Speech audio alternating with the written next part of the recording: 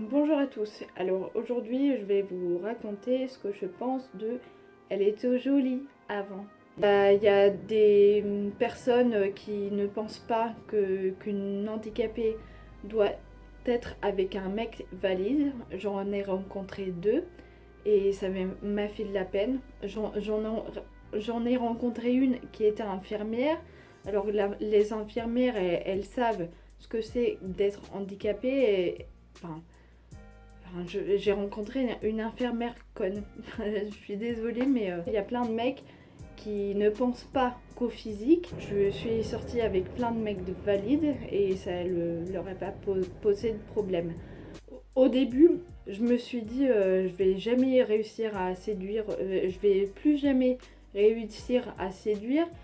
Va falloir que je sorte plus parce que avant j'aimais bien rester chez moi. Je me suis inscrite à On va sortir, c'est un site pour ceux qui ne connaissent pas où on propose des groupes, où on se retrouve dans un bar par exemple, où on se retrouve pour faire de la randonnée, où on se retrouve pour danser.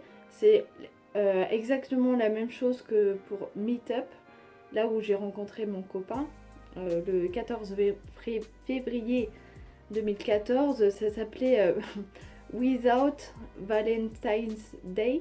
Je vais vous raconter mes mauvaises et mes bonnes expériences. Les mauvaises, c'était en 2012. En août 2012, j'avais 24 ans.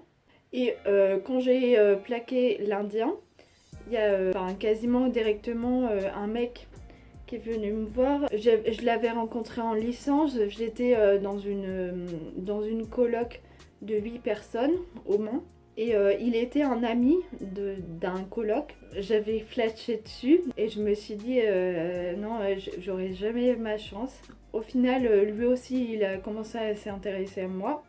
Quand j'ai lâché mon copain, je lui ai dit, et il a voulu venir habiter à Orléans. Et il avait voulu venir à Montpellier. Donc ça faisait un bout de chemin. Et je me suis dit, bon, là, il a une idée derrière la tête.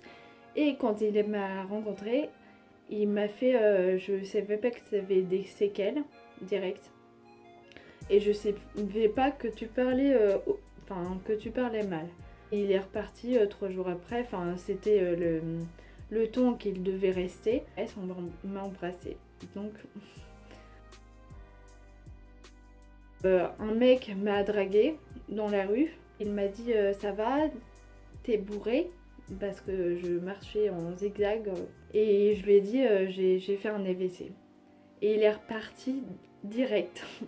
Et pour les bonnes expériences, en 2013, début 2014, j'étais allée à un groupe de parole en anglais. C'était dans un bar anglais et j'avais rencontré un londonien, un black londonien, et il me plaisait beaucoup, mais il était super timide. Donc je me suis dit, tu fais quoi? T'attends qu'il vienne te voir, sachant qu'il va jamais venir te voir, ou tu me fais le premier pas. J'ai fait le premier pas et c'est la première et seule fois que je fais aller vers un mec. Et je lui ai dit, est-ce que tu peux me donner des cours d'anglais en privé? Et il a dit oui. Et il savait, en fait, il savait que j'étais attirée par lui. J'étais choquée, j'ai fait ah, moi?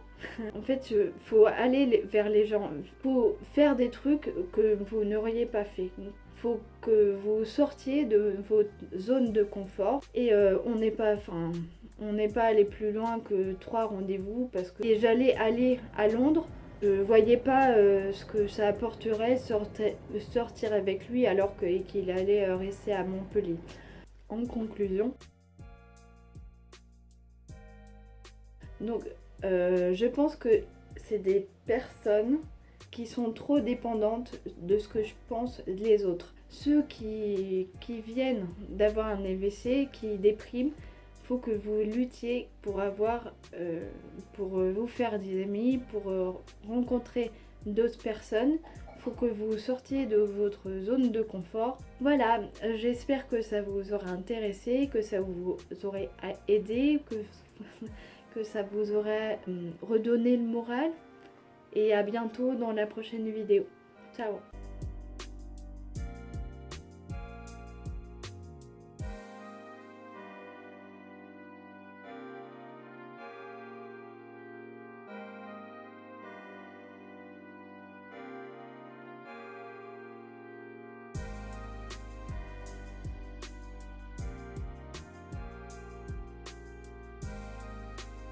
Voilà, notre machine à laver est dans la cuisine. C'est partout comme ça en Angleterre parce que il n'y a pas de prise dans les salles de bain parce qu'on a peur des électrocutions ou des incendies. Voilà.